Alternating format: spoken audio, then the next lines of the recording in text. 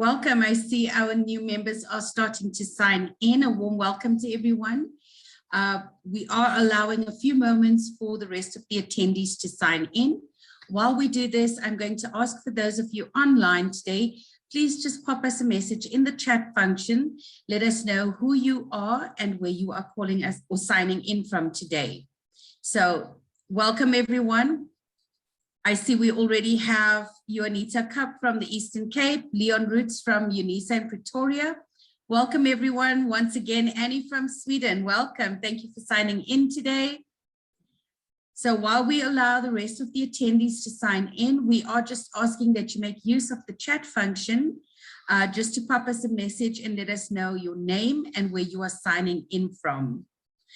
I'm going to attempt this name and I do apologize if I mispronounce it. Akoweli from Ghana, welcome. I hope I've said your name correct. We have Candace from UKZN, Shapet from Gauteng. We have Mubin from Cape Town. Welcome everyone. I'm glad to know I've said your name correct. We are almost ready to begin. So we are just using the chat function for those of you who just signed in to pop us a message with your name and where you are signing in from.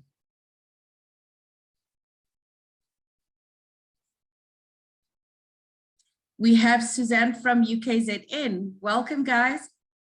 It looks like we are almost ready to begin. We have Vainan from UKZN, Zamukulchle from UKZN as well. Hi, everyone, and welcome. It looks like we are ready to begin. I'm going to be introducing our MC for today. My name is Natasha Maraj and I'm from Golden Key, Southern Africa office. Today's, I'm going to hand over to Mr. Leon Roots from UNISA, who will then introduce our MC for today. Leon Roots is the program convener for postgraduate program of social and behavioral studies for HIV and AIDS within the Department of Sociology. He is also the program manager of Teresano collaborative projects focusing on the advocacy and diversity, equity, belonging and inclusion in communities, curriculum and workplaces.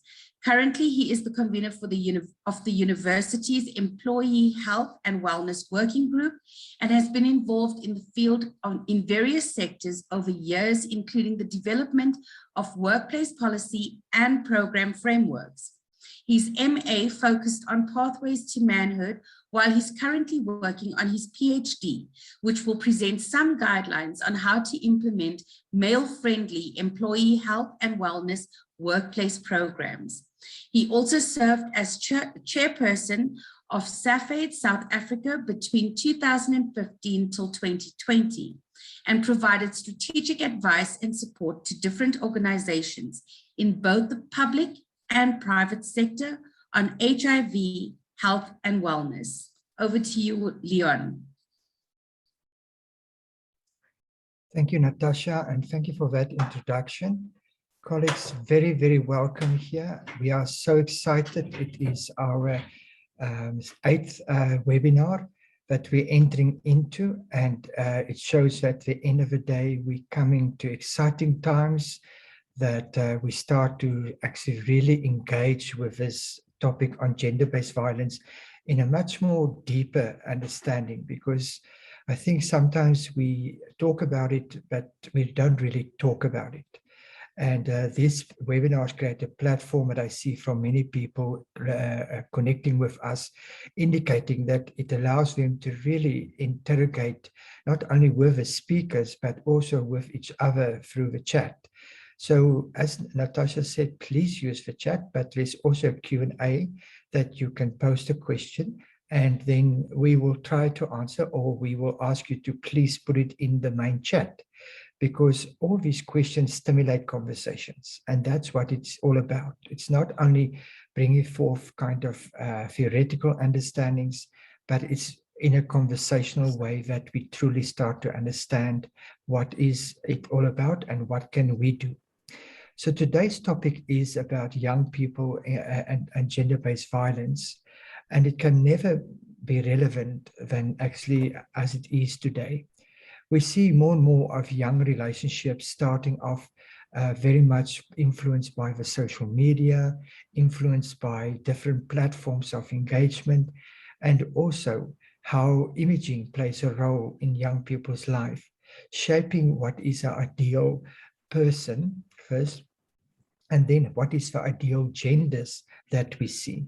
And we can see everywhere there's a lot of discussions and debates currently happening with the genders, and I'm talking plural genders, because we need to also start interrogating the space to talk also about transgender people and also people with intersex.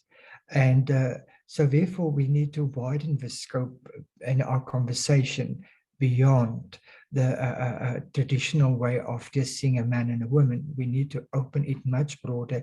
And there's actually a whole range of genders in a continuum that is out there.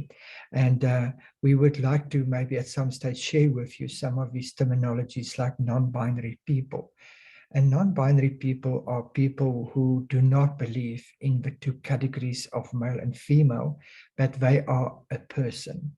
So they don't subscribe themselves to any kind of gender role, but they see themselves only as a person, and their affection is towards the other, despite the other's gender or even sexuality. So this is kind of things that we need to unpack in the African context, because these are the debates that are currently happening with young people. We older people, we are sometimes a bit more reserved, and we need to come also in a space to engage with younger people to also help to us to understand these kind of new understandings of gender and sexuality. Because if we like it or not, there is a big thing that is happening amongst the young people, and that's what we call cyberbullying. So cyberbullying is really a great concern, and we see it in so many platforms, and it is across genders and it's within genders that this happen. And today, I hope that we will start unpacking this also to see how does cyberbullying actually play a role in how young people see themselves, and how do they also see gender-based violence. So on that note, I say very welcome and very thankful for those of you who are every time here. I hope and believe every time you walk out of here, you take something and say, aha, it's something I can do, but also it's something that I can actually teach other people. So take it always forward. Don't let it stay in this space alone. Take it forward. So Nguni Shibikiri is our MC for today. And he holds a master's degree in economics and has many years experience in sexual reproductive health, in HIV and gender-based violence program and policy development over years, including extensive experience in research and also health economics.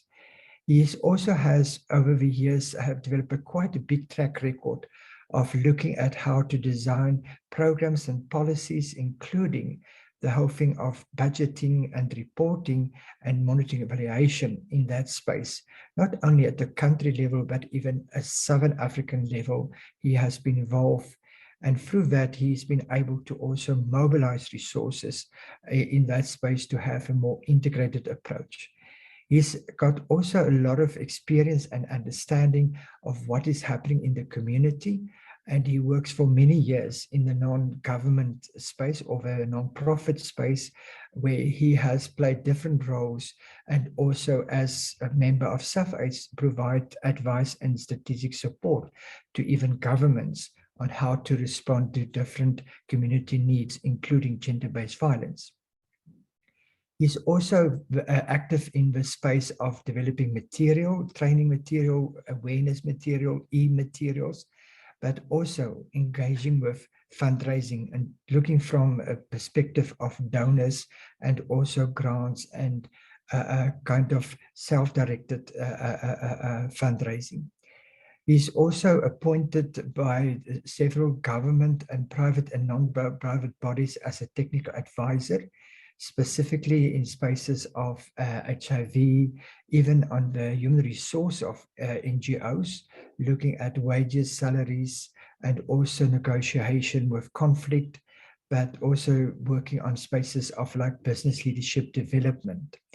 He played a big role in several spaces of interministerial committees, and then also actively play a role in the space of shaping the whole NGO world in South Africa, and even Southern Africa as a country director for SAF-AIDS in South Africa. So I hand over to Nguni. Very welcome here, and thank you for you to step in. Okay. Thank you very much, Leonie, for that introduction. I'm quite happy to be the MC today. Welcome, colleagues, to our 7th GBV webinar. Today's focus, like what Leon mentioned, is on gender-based violence and young adults in our communities.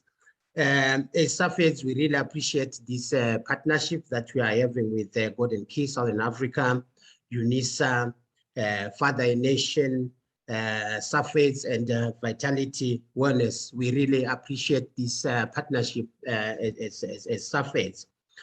Today's session, we have 3 speakers that I'm going to introduce now. We have Tereso Kanyane, we have Pastor Juanita Kapp, then we have Craig, who will come in to also share his views on this subject under discussion. So they are going to present or share, it's a dialogue, so they are going to share their views on the topic as I have just indicated in that order. So I will start with Tereso. Tereso is an MPH candidate currently working as a program officer here at SAF-AIDS. Tereso is a human rights advocate and a facilitator. She is a peer educator focusing on sexual and reproductive health rights. Tereso has 5 years of experience in the advocacy and peer educating field. She's currently also supporting our community-based monitoring program and also transforming lives, working with young people. So she has the experience from, she's a young woman, okay? So she has that kind of experience that she will share with us. The second speaker is Pastor Juanita Kapp, is an ordained minister in the Full Gospel Church. She has been a full-time minister for the last 14 years. So you can see the experience, 14 years. She's a CPSC level 5 religious professional. Unita holds a master's degree in theology, dogmatics at Northwest University. In 2017, she was awarded the Northwest University Lenti D. Lange Trophy for Best Ethics Student by the Faculty of Theology.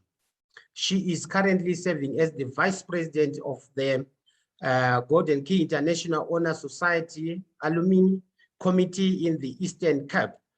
Her hobbies include doing karate, so be careful, mix the martial arts, singing, songwriting, and doing research. Her passion is to help individuals achieve their goals, and she loves being involved in community upliftment. Juanita's motto in life is never give up. I also have Craig, who also share his views. Craig is a best-selling South African author, award-winning social entrepreneur, sought-after speaker and dad coach.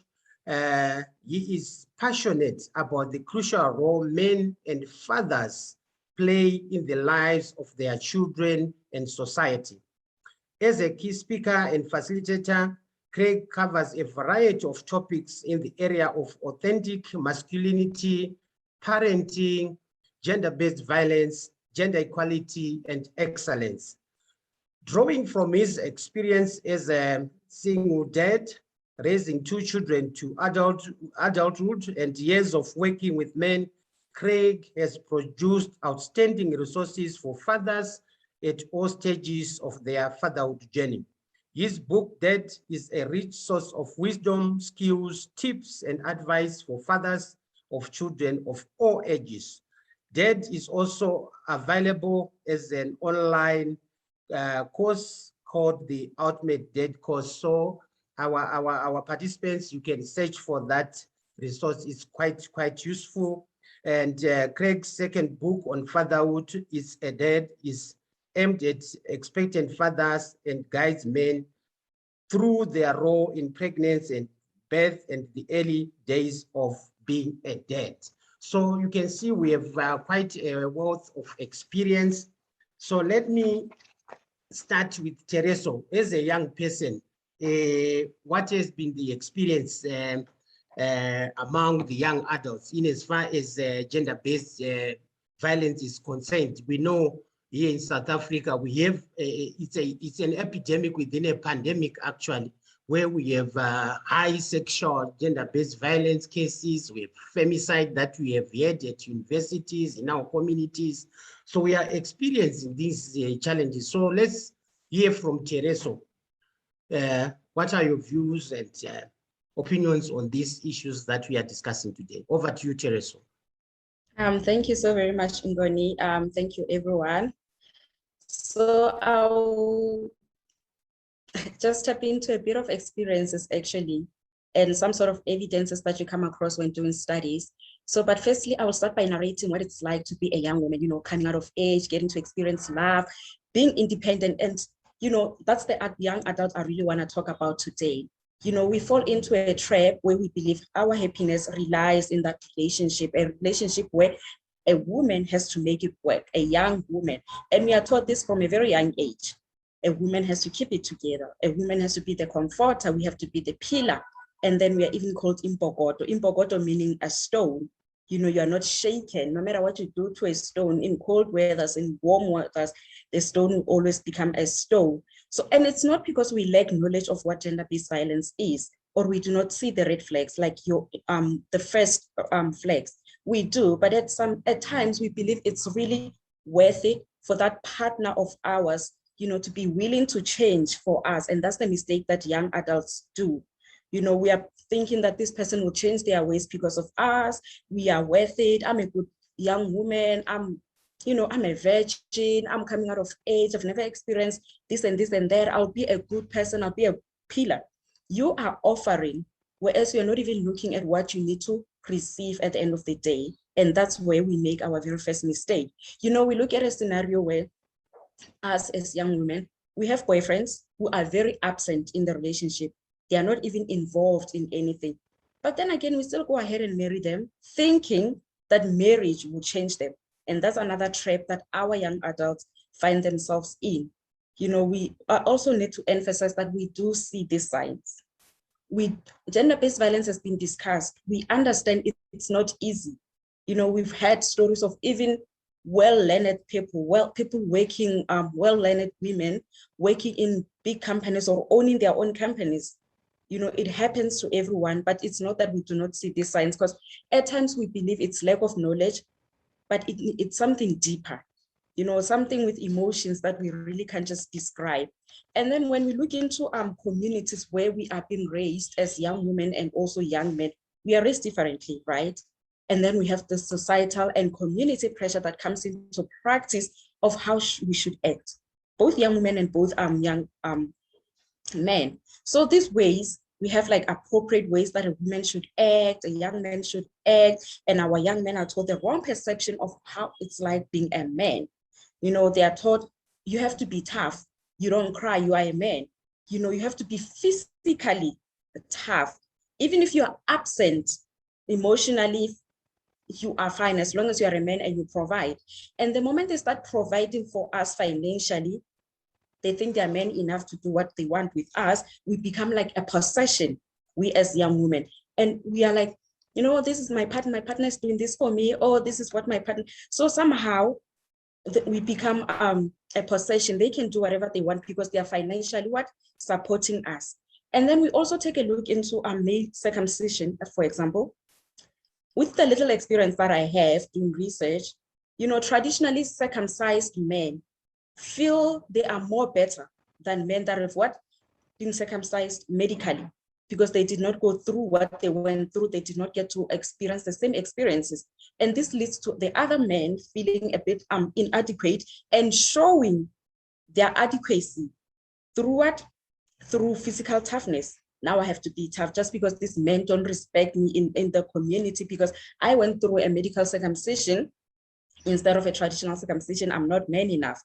So our men tend to, become more violent towards their women because they are trying to show that they can be controlled by women in as much as they went through a medical circumcision.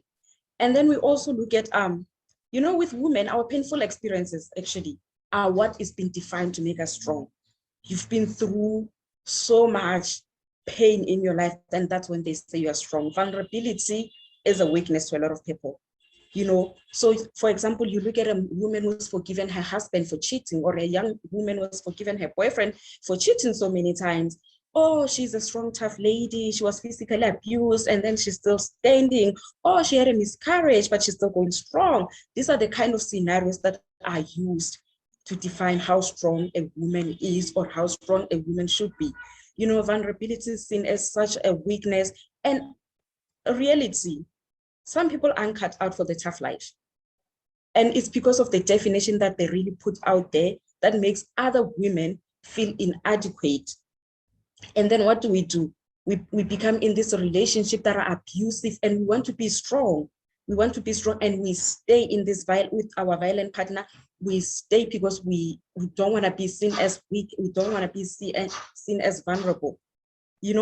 Also looking at some studies through observational learning. Observational learning is how most of us are groomed because our parents really don't know how to talk to us, about sexual and reproductive health rights, don't know how to talk to us about gender-based violence. You get married at a young age.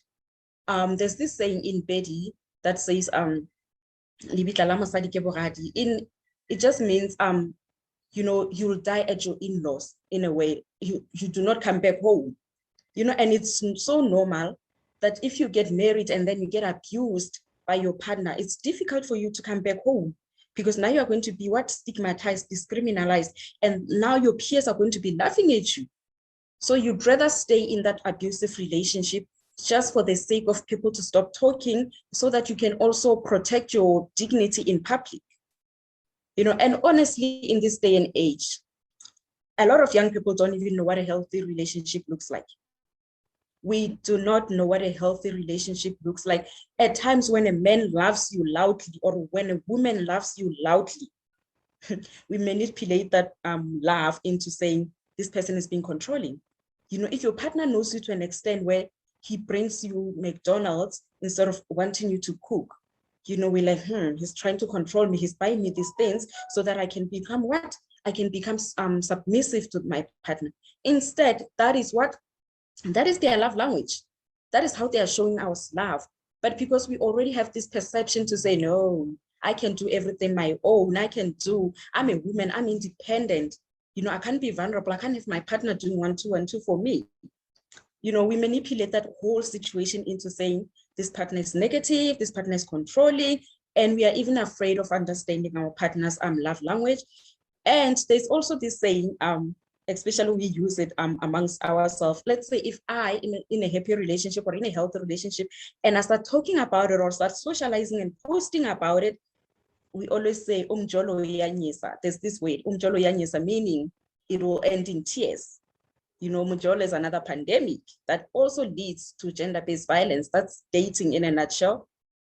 So what I would really want to emphasize today is vulnerability is strength. Vulnerability should be instilled in everyone to say walking away is strength. The strength it takes you to walk away from that abusive relationship, it's more than the strength that will take you to stay in that abusive relationship, receiving side, where else we don't want to be on the giving side. And one thing that our young adults are facing is double standards.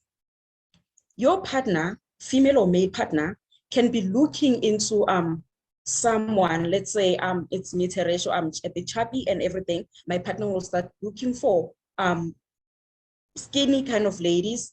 And then if I'm having those double standards, you are with me, I'm chubby, and then now you are looking at those other ones. Now you are diminishing my self-esteem. You know, you're not uplifting me as a partner. Now it's like you're doing me a favor by being with me in that relationship. And it becomes part of me to say, okay, you know what? In as much as he's looking, he's not actually touching. He's with me. Then I console myself that at least at home, he comes home to me every night. You know, those are certain things that makes us young women and young men to actually end up staying in abusive relationship. And this goes for both ways. You know, in as much as gender-based violence affects 60% of males and females, females, and children, but there's that 40% that affects our males, and they end up committing suicide. You know, the thing with our males, because they can talk, they can socialize the way we females socialize, and then they end up committing suicide. And then we're like, oh, the man wasn't strong enough. Why would he commit suicide? Because of what? Of a mere partner. He could have just gotten to another partner. But we don't really understand how deep it was for that person to actually end up to that decision that they really took. You know, how much that person gave into that relationship, you know, to that person until they actually reached to that decision of committing suicide, because they don't even have anyone to talk to. The description is that they should be strong. They should be crying from the inside. Don't let it out. You know, as much as you are supporting your partner financially, she's supposed to be submissive to you. And then this is the message that our young men are growing up with. A happy stomach is a happy family, but they are not there emotionally for us. And then in turn, when we women are not there emotionally for them, it becomes chaos, because now what is a healthy relationship? How do we even define a healthy relationship? You know, so I'll just end my presentation by saying vulnerability is strength, and our young women are advised, even our young men, be vulnerable, walk away in such situations. Thank you, and back to you, Ngoni. Thank you, Tereso, for sharing those important points.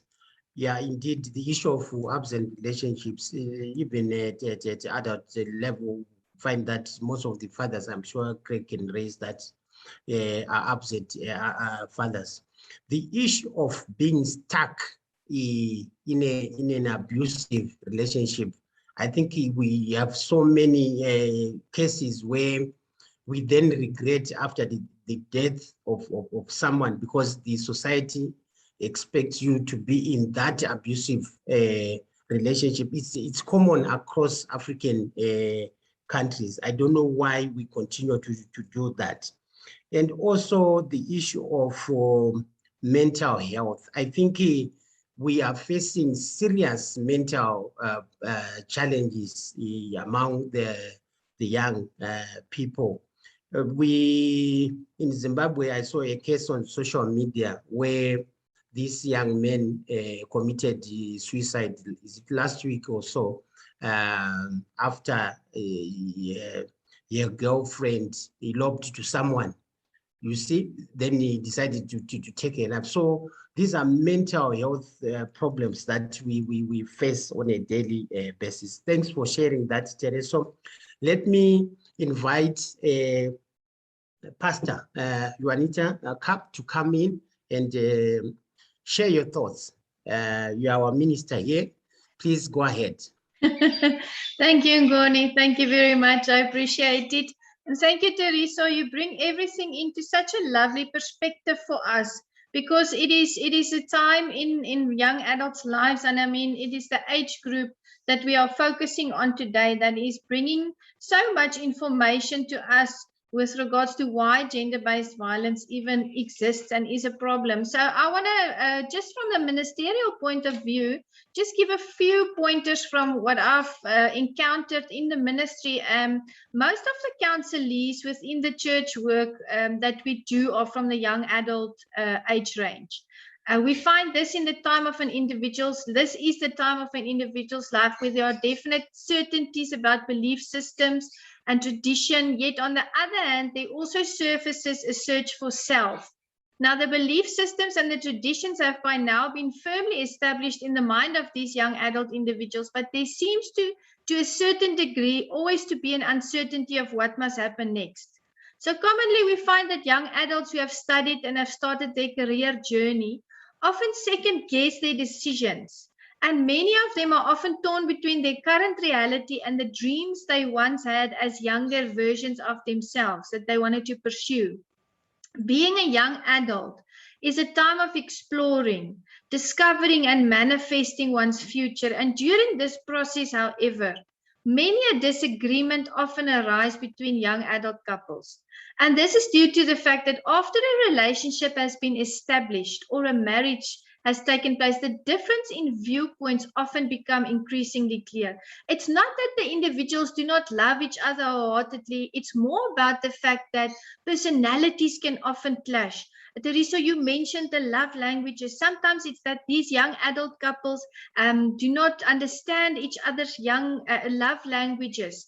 Prioritizing and how to approach problem solving might differ because of background and worldview. Now, the saying opposites attract is completely viable. It's new and fresh for them and exciting for young adult couples to engage with a partner who differs from themselves. Yet when deeper meaning and establishment of the relationship takes place, problems arise. So difference in nature, different likes and dislikes are welcomed in the early stages of young adulthood, but can also cause problems within decision making when these young adults are couples. Hence, often disagreements lead to violence, and violence as a foundational aspect could move over to gender-based violence. So by this, I mean, it could move from physical violence into the gender-based violence. It could start to become a situation where there's the targeting of the womanhood of the said victim, bringing about mutilation, indignity, and shame. Now, in counseling, it's very, very difficult to navigate the decision-making of young adults in communities because they often differ so greatly from each other. And not only, and some of the speakers have touched on this today, not only does culture play a huge part in the process of decision-making, but also their worldviews and their upbringing, how they were raised. We find that when a couple consists of partners from different cultural traditions, the gender-based violence normally breaks out around the time when the first child is born. Issues arise such as which religion the children should follow, what type of healing is allowed. Some receive normal doctor healing, some use alternative medicine, what gender role they are able to adopt, what is allowed. We even find cases where arguments arise with regards to the type of schooling they are to receive. And it all comes back to these differences that create tension and create pressure. And coming back to the notion that young adulthood is a time of exploring, it is also often noted by myself and other ministers that in adulthood, there are often young males who are married, but at some point have a change of perspective and want to pursue a relationship with another gender. And this has also, or someone from the same gender, and this has also caused many a counseling session to end in frustration for young adult females who do not understand how it is possible that their husband got married to them and then suddenly went on a self-search and they had a journey with themselves and they decide that they are not going to pursue a normal type, as a general type of marriage, in the sense of the word as we would now in the olden days have described it. So decision making is influenced as well by the view of the parents of the young adults as well.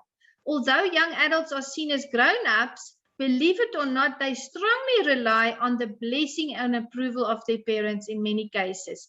And this brings conflict as the young adult female, Teresa, you touched on that, often she tries to raise the children from her viewpoint as the mother and the caregiver, while she has to also bear with the viewpoints of her in-laws. Now, often this is a developer substance for gender-based violence to occur, as the young adult male seems to feel obligated to stand up for his beliefs and the systems that he grew up in, because that is what he knows, that is what he's been conditioned to do. It's a very confusing time. It's a stage of life for individuals that it's a transformational time. Now, the said individuals are now no longer students who have to look after themselves, but now they have families to support, or they have a counter, they have that person in the relationship, as Teresa mentioned, that they have to support. And this adds pressure to daily living. And different people react differently to pressure. Some withdraw within themselves and want to avoid conflict, and some become enraged and they want to be heard and they want to make a point, and this often results in gender-based violence to transpire. So as mentioned earlier, most of the counselees within the church work are from the young adult range. I would say 75%. There's a definite search for self. That is what's come through. And this we commonly believe is due to the fact that the new season of life has been entered into, new circumstances arise. There's an uncertainty of self which becomes prevalent as they search for their position in society, as well as within their family and their household. And it becomes a rising matter of concern. Now, we've touched on this aspect in previous webinars when discussing the nature and the types of gender-based violence, for instance, where it was mentioned that often economical status interferes or distorts the power relationship between a husband and a wife, or between a married couple, any married couple. And of course, gender uncertainty can also play a huge role in this regard. Now, there's a resource by Raylan J. Testa, Deborah Coolhart, and Jamie Petta, namely the Genderquest Workbook, a guide for teens and young adults exploring gender identity.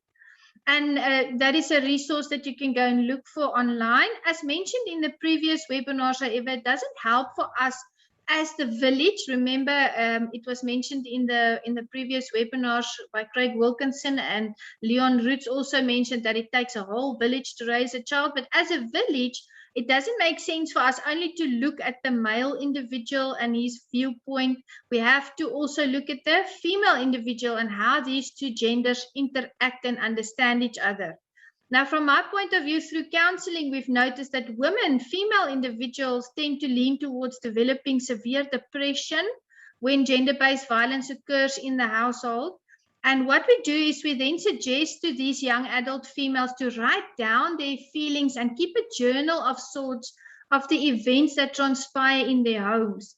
A resource by John Semeister, Gender-Based Violence Causes and Remedies, he writes, and I quote, "To have a realistic chance of a successful criminal prosecution against a husband, a GBV victim may need to visit a medical facility to prove she's been harmed and to make a complaint to the police." So often these women, and Teresa, you mentioned that they don't want to feel like they failed their relationship, and hence they don't want to go back home, and that's often why they don't speak out. But to encourage these gender-based violence victims to speak up, we start introducing journaling so that they can firstly get a place where they can blow off steam, I'll say, where they can get those feelings out, and eventually that can also be used as a timeline or a time frame or evidence to say what she has been through and at which times and dates. But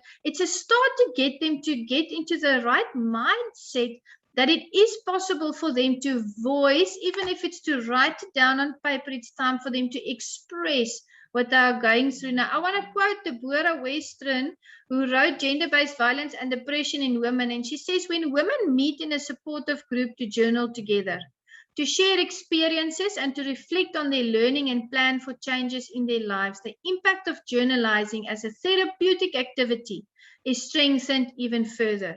So it not only assists the victim to get rid of those negative and toxic feelings, but it also helps them to have it on paper and to review it and to use it should they need to. But sadly, not many of them ever use that resource to save themselves. It often happens that they speak out, they have counseling, they build up that confidence, and then all of a sudden, something happens, fear sets in, and they go back to their destructive life cycles, and they are stuck. And they don't speak about it, and they suffer in silence. Now, many women successfully leave a violent or abusive husband, but some women put up with domestic violence for years. And we've noted that as we've gone through the gender-based violence series, So I read an extract from the Pan American Health Organization, and these are all resources. Make notes of them and go and read them. We have time constraints, so we can't thoroughly go through all of them, but it's indicators for you to go and to read. And this is from the Regional Office of the World Health Organization, because I feel that we can get principles from them. Numerous reports have stated that 1 of every 3 women has at some point in their lives been the victim of sexual, physical, or psychological violence. 1 out of 3 women. And this is where we turn our focus now to the man. And I think, Teresa, you touched so well on the young adult man. We see it in the media. We see this macho attitude that a man has to have to fit into society. And I can just imagine how difficult it must be for a young adult male who's trying to find his place in society, who's trying to figure out who he is, because he knew who he was when he was younger. Then as a young child or as a teenager, he had to figure out who he was as a student. And just as he figured out who he was as a student, just as he had his place and his gift was making room for him when he studies, he becomes a young adult. He has a young adult female or another young adult person in a relationship, and all of a sudden the game plan changes, and there has to be a restructuring of his life. And sometimes they don't find their feet as quickly as they want to. And that is when we tend to notice that these young adult males adopt this macho facade, this macho mask that they put on, and often this assists them in thinking that it's okay if they dominate the female counterpart or their partner, and it's never okay. So in this process, there's a lot of questions, there's a lot of decision making involved, and the media is not making it easy for these young adult males and females to decide who do they want to be. Often the media misrepresents what it is to be someone that has a good foundation, someone that knows what they want in life, someone that knows where they are headed. So because of time constraints, I'm now going to just end there. We will discuss some statistics as we go into the Q&A a little bit later. I will hand back to Leon Roots to give over to our speaker, or to give our insights, please, from Craig Wilkinson. Thank you. Thank you, Juanita. I think you just let us go wider and deeper into the conversation, and specifically the agents that actually shape our young people and how still significant the role of religion and church is there. And that in many ways, you know, we need to take a bit stock of the role of churches and religion. Because many young people are really struggling in that space and have actually left that space. And that's sometimes a big problem, because some of them do experience then a sense of lost. And so not to say that religion always gives that, but in most cases it gives that sense of belonging that helps the young people and even us older people to feel we belong somewhere. So Craig, I'm handing over to you just to reflect on Teresa and Juanita's points of view and just add a bit of part of a discussion.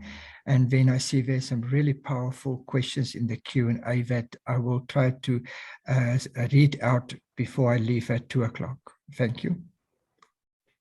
Thanks so much, Leon. Thanks, Juanita and Teresa.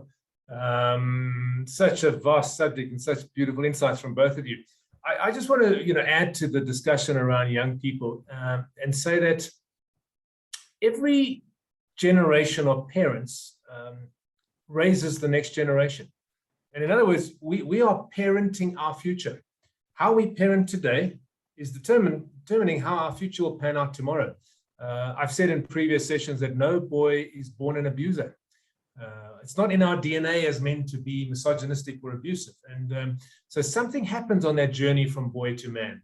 The baby boy, the bundle of joy, the little boy, that's in the crib, grows up into a man. And that man is either a good man or a bad man. He's either a man who uses his strength for good and well, or he can become an abuser. And so this journey from boy to man is such an absolutely crucial one, absolutely crucial. Teresa and Junita, you mentioned, women who stay in abusive relationships way longer than they should. That's also not in the DNA of a woman to accept abuse. So both men and women arrive at adulthood often wounded, damaged. The only reason a woman would stay in an abusive situation is she feels disempowered. She may feel that she deserves that kind of treatment. She may feel that this is the way things are, and she stays in it. A man might be abusive to a woman, but he's, it's a woundedness and a damagedness of a male and a female adult.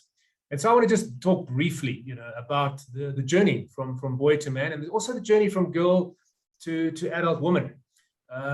There's a beautiful book written by a guy called John Eldridge. He comes from a Christian perspective, and he writes a book called Wild at Heart. And he talks about the different drivers of the masculine soul and the feminine soul. And it's interesting. Obviously, as Leon mentioned earlier, we need to say that, this doesn't apply to everybody, but there is an essence to it, which applies very truly to the masculine soul and the feminine soul. And there's a difference. Anyone who's raised boys and girls will know that boys and girls are different, equal, but stunningly different. I mean, my son, when I look at some of the things, man, I mean, when my son was 11 years old, he and a bunch of mates after school the one day, they were hanging out on their bicycles, and they got a bit bored. And the one kid said to the other, I wonder what would happen if we rode our bicycles into that brick wall there. I may have told the story. And they all lined up, counted down to 3, rode their bikes into a brick wall. I mean, a perfectly healthy bike, and all the women who hear the story think, these guys are nuts. What the hell's wrong? But all the guys who hear the story think, yo, that's quite fun. There's a difference between boys and girls, and I remember my son, man, when he was at school, he was, I don't know, 11, 12, 13. He and his mates used to staple staples into their thighs, and see how, I mean, crazy stuff. You didn't get the girls doing that kind of stupid things. Insurance companies much prefer women to men because women are far less likely to do stupid, crazy things with their cars and their vehicles and their property. There's a difference between men and women. And I think we need to look at how we're raising boys and how we're raising girls. And there are 3 key players in raising a healthy man and raising a healthy woman: the father, the mother, and society, all crucial. And how we step up as fathers and how we step up as mothers and how society steers young kids into adulthood is absolutely crucial in terms of the kind of people they'll be. And both boys and girls need both moms and dads. Absolutely crucial. Every child needs a mom and needs a dad. And if they don't have a mom, they need older women. And if they don't have a dad, a biological dad, they need older mentor male role models to teach them. But the questions on the heart of a boy are different to the questions on the heart of a girl. Some of them are the same. Do you love me? Does my life matter? There's a lot of commonality. But these 3 drivers that John Eldridge talks about in his book, I'll just mention quickly. And then the questions that come out of that in terms of the masculine heart and the female heart, and how the dad needs to answer for both the boy and the girl, and the mom needs to answer boy and girl, and vice versa. And so he talks about how at the core of the masculine heart are 3 great desires: the desire for a battle to fight, the desire for an adventure to live, and the desire for a beauty to pursue. Battle, adventure, beauty. And you look at every movie that man has made famous, that men love. I don't know about you, but often when it comes to your partner with choosing a movie, sometimes it's quite difficult. The kind of movies I want as a man are different to the kind of movies my wife wants. But if you look at all the movies that men have made famous over the years, there's always these three themes. And when I say battle, it doesn't mean a physical battle. It means it can be a chess. I want to win chess. There are far more men that are competing, at high levels of chess, because there's a competitiveness to it. Is that I want to win. In terms, it can be a purpose, just a noble cause. You take a guy like Mandela, you take a guy like Gandhi, not violent men, peaceful men, but they had a powerful cause and a purpose. And the heart of every man's, core of every man's heart is this desire to be a warrior. I want a battle to fight. I want something that I can use my strength for to win a noble cause. You look on a weekend, we used to do a lot of work, we still do it in townships around South Africa. And when we first arrived at the township, the one guy said to us, on a Saturday, you're going to find the men either in the tavern or watching or playing soccer, and you're going to find the ladies at the hairdresser, you're getting their hair done or gathering. And so men love sport, rugby, physical. If you look at any culture going back, there's always the battle, the stick fighting in the Zulu Xhosa cultures, the arm wrestling. There's a desire in the heart of a man to fight a battle. And this is not a bad thing. It's a good thing, because battles need to be fought. Battles against what's wrong and evil. Adventure to live. Men do crazy, stupid things. I guarantee you, when you look at bungee jumping, the first person who did a bungee jump probably wasn't a woman in the village. It was a guy who said, he looked up at a tree and saw a vine and said, I wonder if we tie that vine around our ankle and jump off the tree, will we survive? Crazy stuff. Men, there's a desire for adventure. You look at the movies, man, there's always the car chase, the mayhem, the craziness, and the beauty to pursue.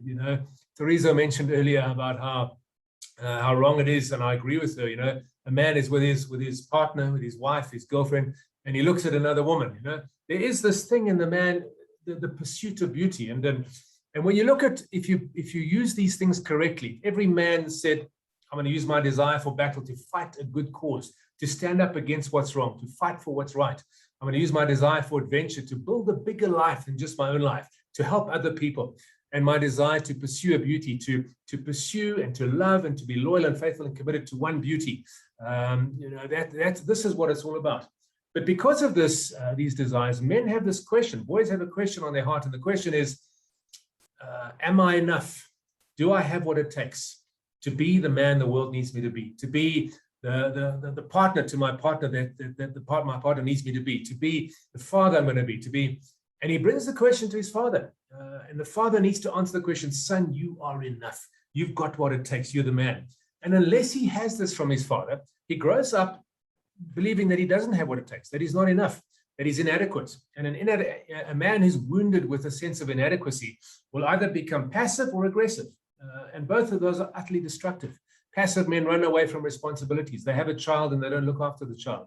Aggressive men need to dominate and control and become abusive because they feel that their masculinity depends on them dominating. It's a total woundedness of masculinity. Men who grow up fathered well and mothered well grow up with a sense of, I'm enough. I don't need to prove that I'm a man because I know I'm a man.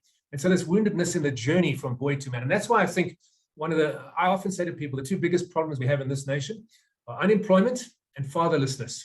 Unemployment and fatherlessness, and they work hand in hand. Lack of employment destroys people, destroys their self-esteem. Mandela spoke so powerfully about poverty, that it's a human rights issue, that it's utterly destructive, and we see that. And fatherlessness is the same. There's a deep desire. I was thinking about that this weekend. You see so many movies and you see so many stories where adopted kids just have this deep desire to find their father, their biological father. And it's the desire to find my root, my source.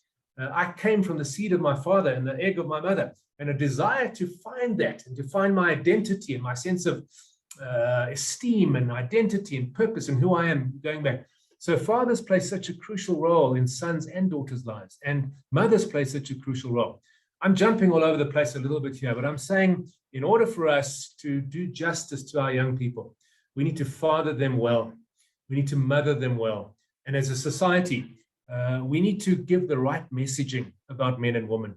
We need to give the right message to boys to say that being a boy and being a male is not all about sex, power, and money, and big boys don't cry. It's about using your strength for good, about being a servant, about loving, about caring.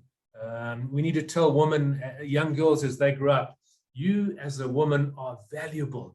You bring a beauty to this world that the world would not be the same without. And we need to value our boys and value our girls and raise them up into adulthood where they're healthy men and healthy women.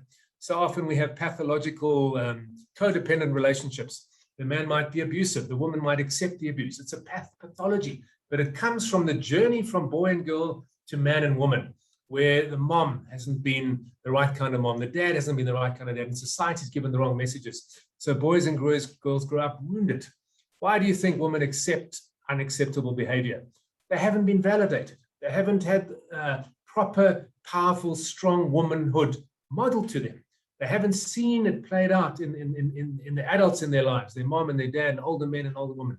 Why do you think boys abuse, damaged and wounded heart, feeling I'm inadequate, getting the wrong messaging about what it means to be a man, and feeling like I need to dominate and control and prove my masculinity with macho behavior?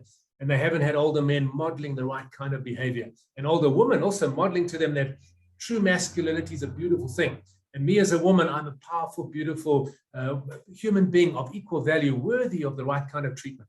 You see, we do our children such a dreadful injustice when we don't have proper fathers, proper mothers, good fathers, good mothers in good society, teaching them what it means to be a man and a woman. My apologies for jumping all over the place and really just giving a small taste of what it means to be a good father, what it means to be a good mother, and what girls need from their dads and moms and what boys need from their dads and moms. But if we get this right, if we raise our kids correctly, we will end gender-based violence, because it doesn't exist in the DNA of man. It doesn't exist in the DNA of woman. It's taught, and it's about woundedness and not being raised correctly in this journey from youngster to adult. So let me hand back and just say thank you for the opportunity of sharing with you. Thank you, Craig. And I think you also widened the discussion for us to also take note that father and motherhood is not only a biological connection, it's actually a social connection. That even when we go into our communities, we can be the fathers of children and we can be the mothers of children. And I think that is something that we all have to step up, because in traditional society, we have a strong sense of care. And that's why, they said it takes a village to raise a child.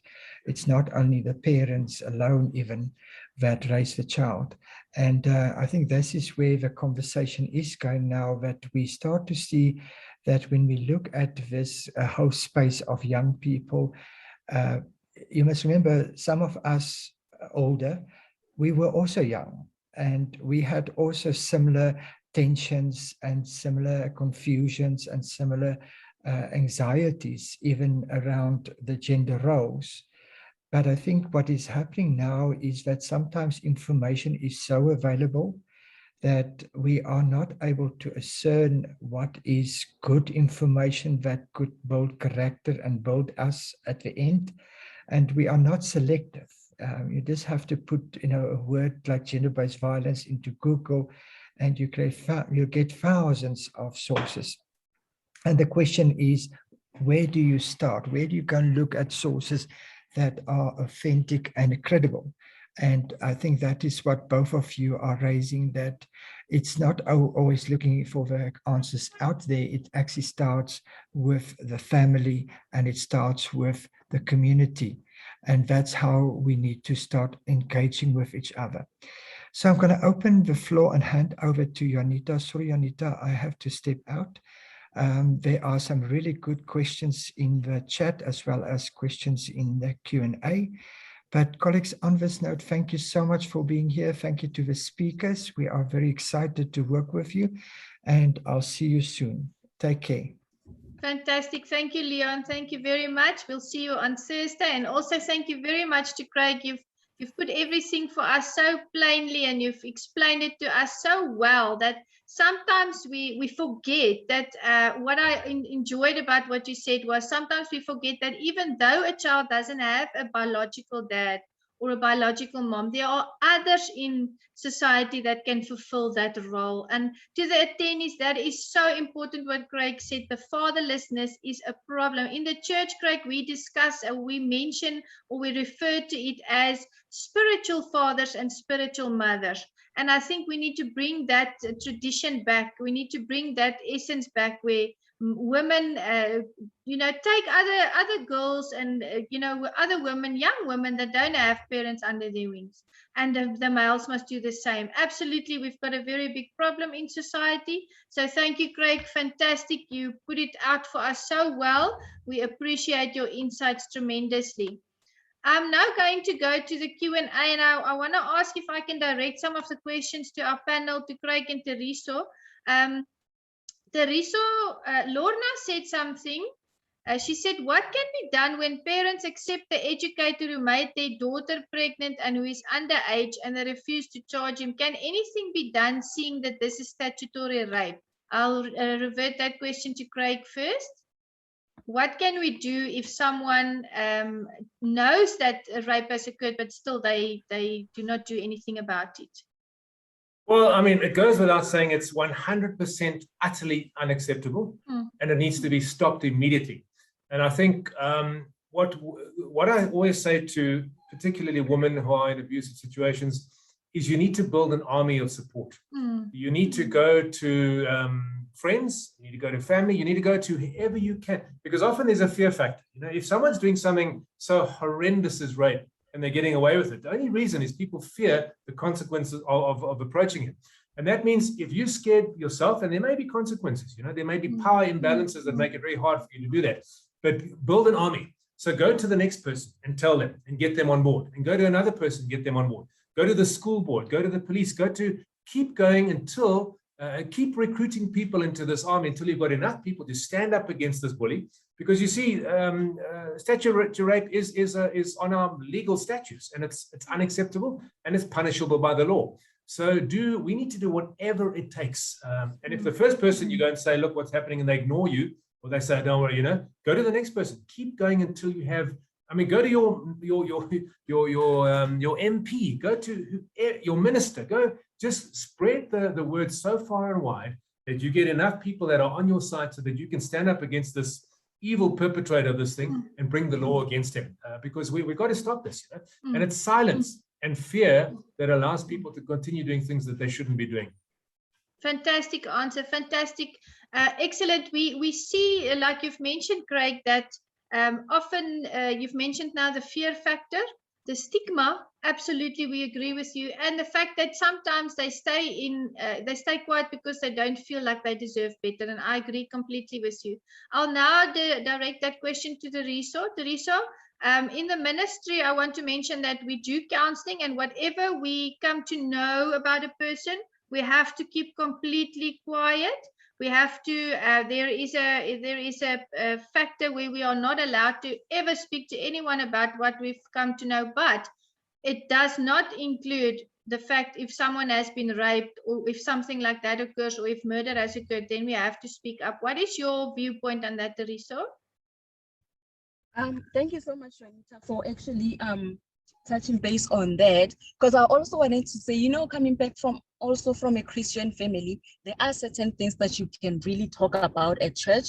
You know, you can be as educated as you are. I can't even report a rape case in my church because, I mean, really, it's something. And also, even as the educated or the learned, when it becomes close to home, it's a different story. Let's say now I'm busy advocating for gender-based violence, and then it happens to my daughter. I wouldn't really, you know, deal with it the very same way that I'll be advising someone to actually deal with it. So I think Greg is very right. Fear is the stem of it all, where you fear what the community is going to say about your child or you, or as if like you've been cursed. There's also this myth that people have been violated, they have some certain kind of something. It's like you attracting this kind of behavior. So no matter how learned we are, we do have at times where we have cultural beliefs and religious beliefs that also hinder how we can actually address certain issues.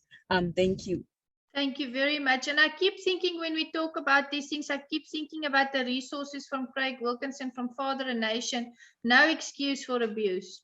There is no excuse for the abuse that is transpiring. Absolutely. And I want to ask Craig to please put that resources. Please, will you just put that in the chat function for everyone to access so that they can, I know there's online resources that they can access. If you'll just type those in the chat function for us, then the attendees are welcome to Google it. Setu Krutani, she put a comment for us here. Now, I don't know how to pronounce this, Setu, but I know Teresa will correct me. Teresa mentioned a petty saying about women dying in their husband's home or marital home. In Xhosa, we have a similar saying in Kwaba, Letombi, Disimzini, which translates as a woman's grave is where she's married to, and that is so sad to read that. How can we go about bringing awareness to these sayings and their impact on women's emancipation from the culture of shame? I'll first direct that question to Craig. Craig, how can we take away this culture of shame? Thank you. I mean, the sad thing is none of these things can be fixed overnight. you know, we need to change the national culture. And by that, I don't mean ethnic culture. I don't mean Zulu, Xhosa, Afrikaans. I mean the culture of the value of women, and the culture of the importance of women, and the culture of what it means to be a man. And so I would say we need public service messaging. We need, and this is the big problem we have. This is not led from the top. We need men and women in positions of power and authority who are modeling the right kind of behavior. And we're getting the message more and more nationally. I mean, the solution is good parenting. It's simple as that, you know. A boy and a girl who grows up with a good father and a good mother who teach them the right stuff is going to be okay 99% of the time. So we need to focus very much on parenting and very much on a culture of valuing men and women for who they are and valuing parents for who they are. You know, in many ways, what our system does is we reward fathers running away from their kids, you know, because the courts are tough on dads and they don't give them access. We get parental alienation. We reward, we give a stipend to people who have more kids, you know. So we need to really begin to change the system and say, well, let's value parenting. Let's value present and engaged mothers and fathers. With regards to the shame, you know, I mean, a lot of men feel shame. A man who's abused goes to the police station, he gets laughed at. Because what kind of man are you if you get abused?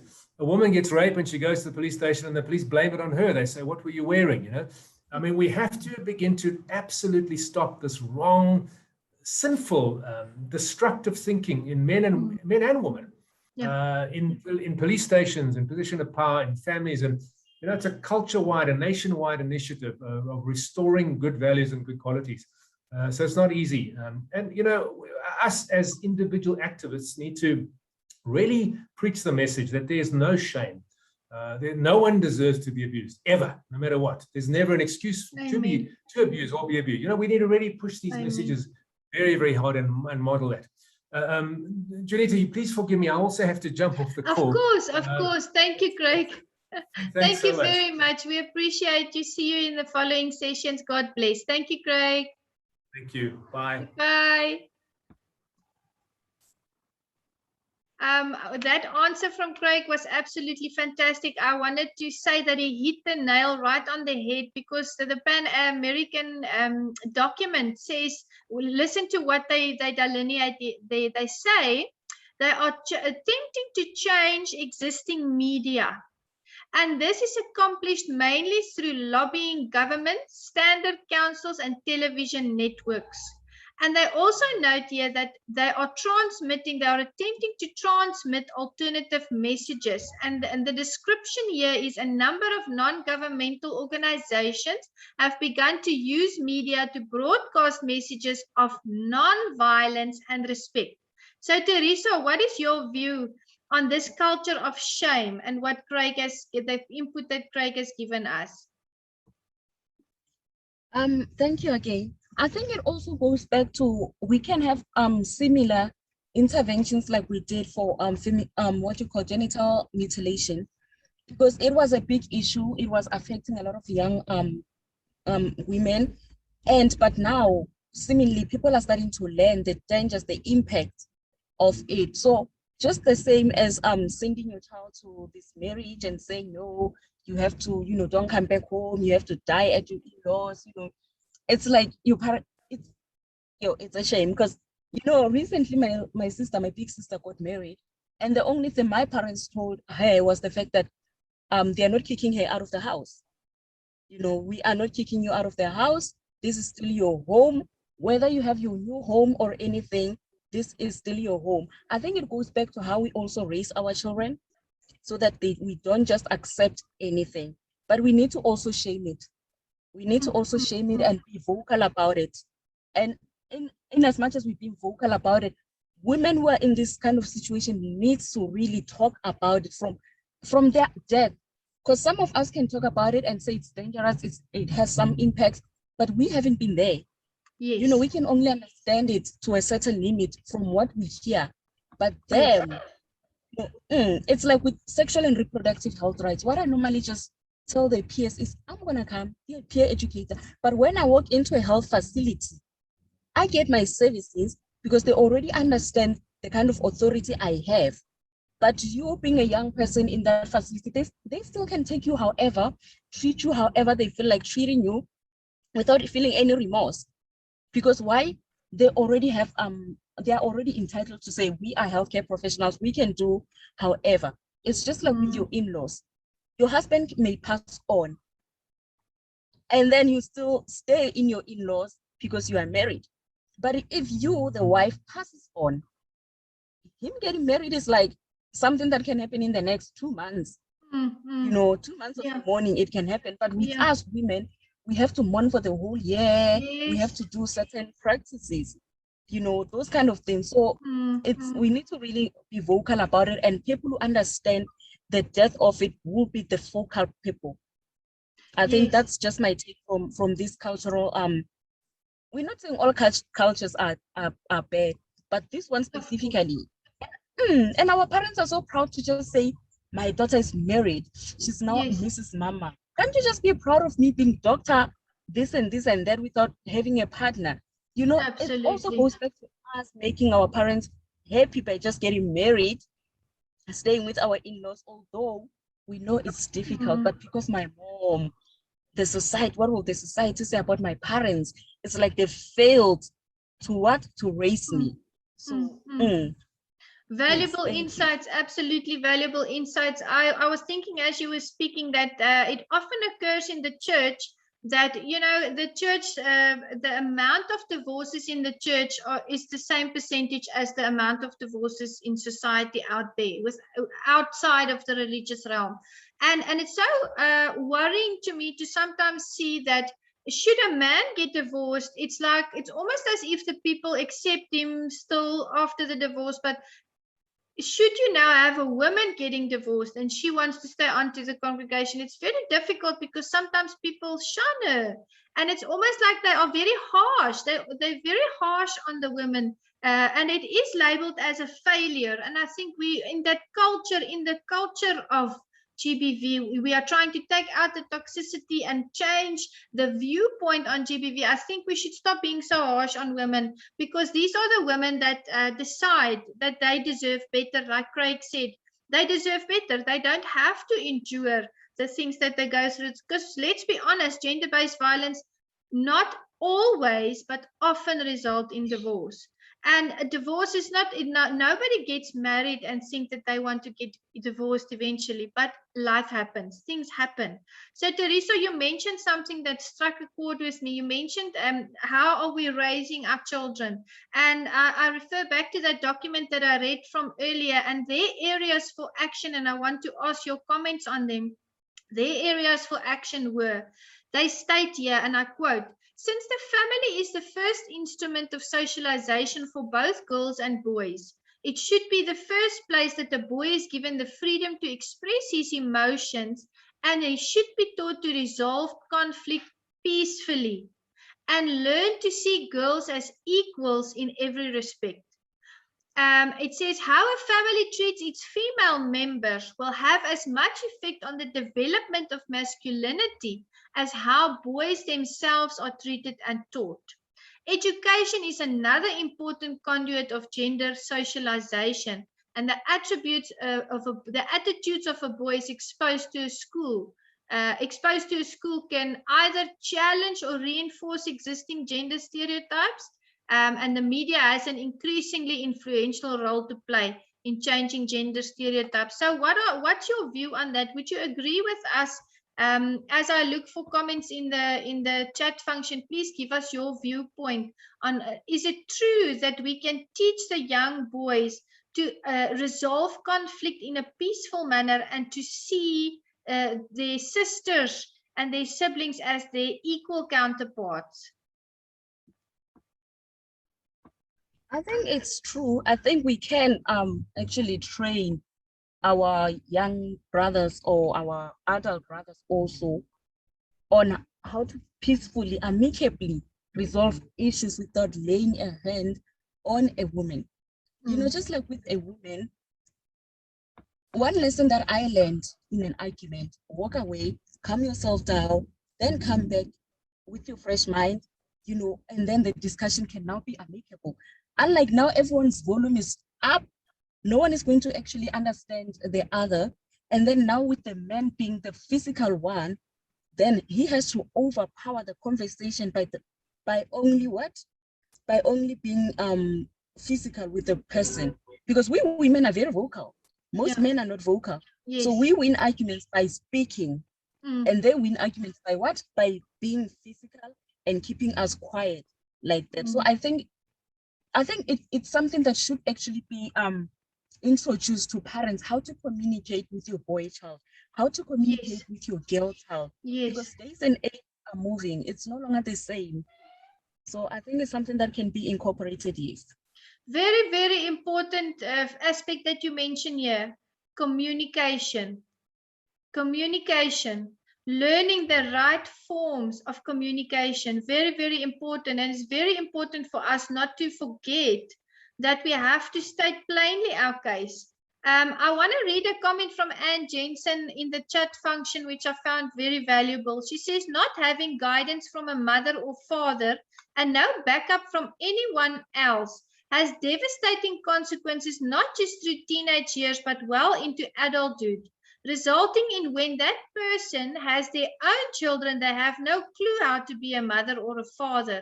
Many do not succeed to change the cycle, and the cycle goes on. I think, Teresa, would you give us your viewpoint on that? It resonates so closely with what Craig said. And you know what stood out for me today?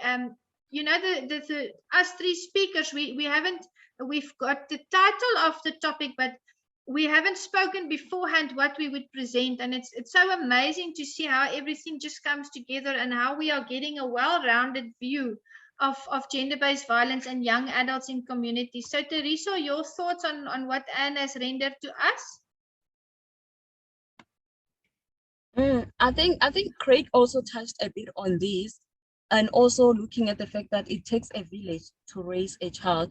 It shouldn't only be a mother's role, but I understand where and Jensen is coming from, you know, not having guidance from your mother or father or no backup from anyone. You become bitter. You become independent from a very young age to say, I don't care about anyone else. I can do everything on my own. You know, you have that mentality of saying, no one is ever going to be there for me. You meet a partner who really wants to be there for you, but because you are used to being a loner, you're used to being alone, doing everything by yourself, you know, that cycle continues. You meet a partner, you are distant. You are distant from your partner because you don't believe that partner can really love you if your own mother and your own father or people that should have had your back. Yes. Right? So that's that. I agree with what she's saying. And yes, many do not succeed in changing the cycle. Yes. I'm thinking back, and everyone that has joined us for all the sessions, I remember Leon also mentioning that it is a familial generational circumstance.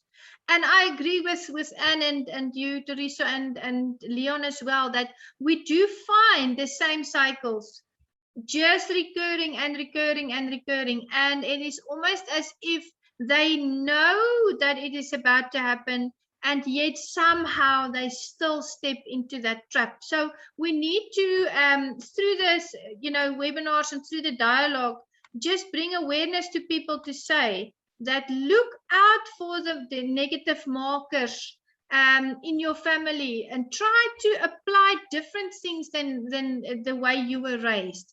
And I think what's valuable to do is to read different resources, to watch different speakers, to look for different pieces of information and knowledge, because sometimes we grow up, Teresa, sometimes we grow up with our worldview. And I know this also touches on what you said. Sometimes we grow up in our certain worldview, and we think we are the only ones that are correct.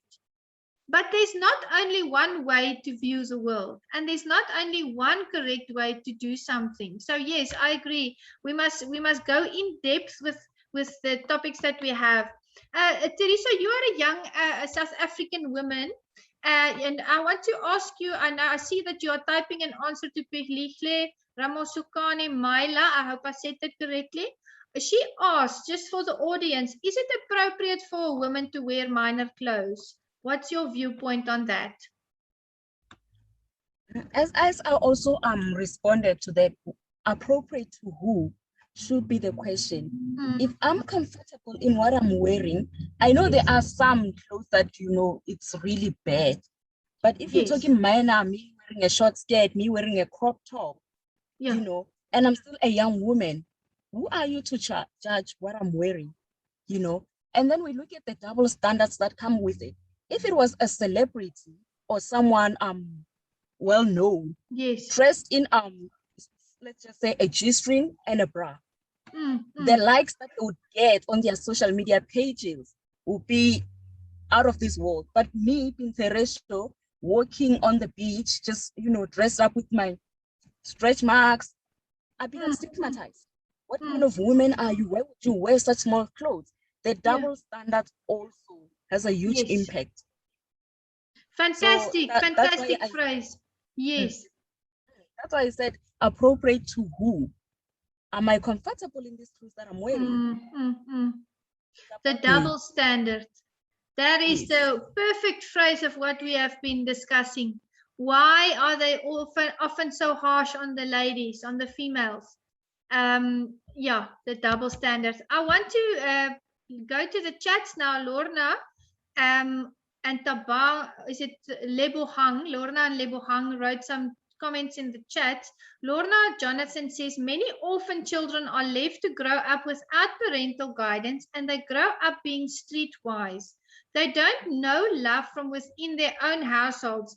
It's painful what this has done to a lot of children. What is your, and then Lebo Hang says, that's so true, ma'am. I can relate, and being alone triggers anger. And you end up finding yourself in an aggressive state every time you are with people. Your temper becomes bitter. What are your insights on that, Teresa? Have you seen this manifesting often in society? Yes, especially the one way growing up being a loner. I have a friend. It's an actually current situation. I've been there. It's been a good kind of relationship. All of a sudden, this friend is now feeling okay. He's been a very angry friend. In all times, partners, he doesn't feel anyone can love him. Unfortunately for him, the father passed on, so he never got that teachings from his father. So he grew up very angry, being very alone, starting into poetry, being a poet, writing his emotions, but he's a very angry person. And that cycle, I've seen it when it goes to his little brothers also. He's teaching them, be a man, be tough. Yes. We don't have a father. We are our own father. We are our own man. Yes. So I had to intervene and be like, no, you can't be teaching your little brother who is 10 years old, to hustle for himself, to be a man. He needs as a big brother, for whatever your father failed at, can't you be that role model? But he's never had a role model. How does he become a role model to someone? Yes, yes. It becomes like, we expect big brothers to act like fathers in the household, but they've never had fathers. How do they even know how to be a father? Those are some of the things that we come across. And this one, it was very close to me. So I was like, okay, how do I intervene?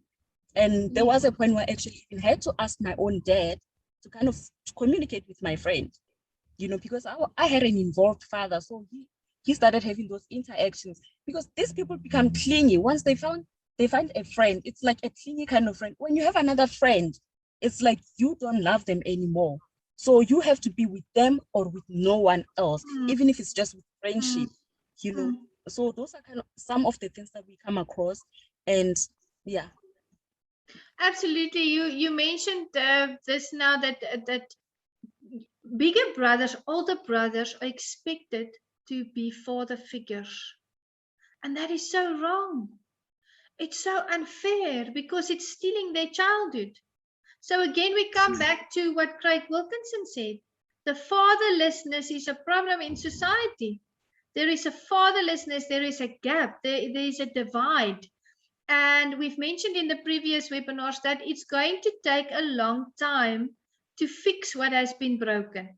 But we have to realize that society, the system, the things in place are broken. We can see, if we see the result of the systems of society, we look at the statistics of gender-based violence, we can see that the system is broken. We can see that it doesn't work because we see it in the result.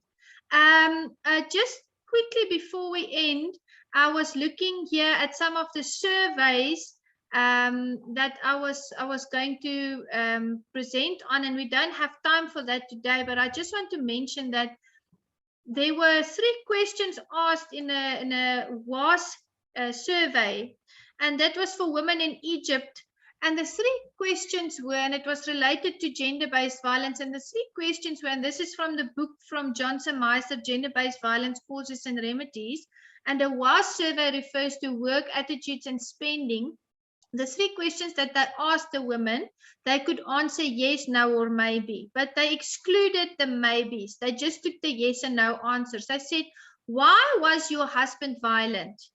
And the 3 answers that they got was arguments over spending money, arguments over children, arguments about going to work. And for each of these 3 questions, the respondents chose answers yes, no, or maybe, but they didn't use the maybe. So when the women answered, and I mean, we've mentioned this is a global discussion. We can take these principles and we can apply them to our country. Why were the husbands violent? When they got the results back, 80% said yes, the arguments were over spending money. 38% said yes, the arguments were over children, and 4% said arguments was about going to work. So unfortunately, these were not asked of the men, but the writer, the author says, I think it's probable that women who suffer violence from their husbands have a good understanding of why the violence happens. And audience, this is so sad to bring this to light, but there is so much gender-based violence going on in our country, and the women often are aware. And as we sum our session up before we close, the women are aware.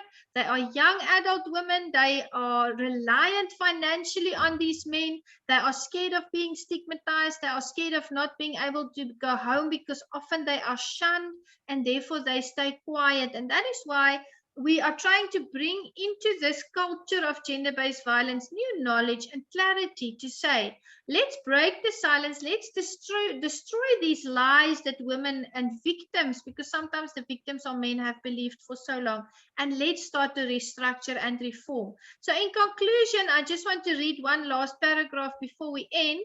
It says, violence against women should end.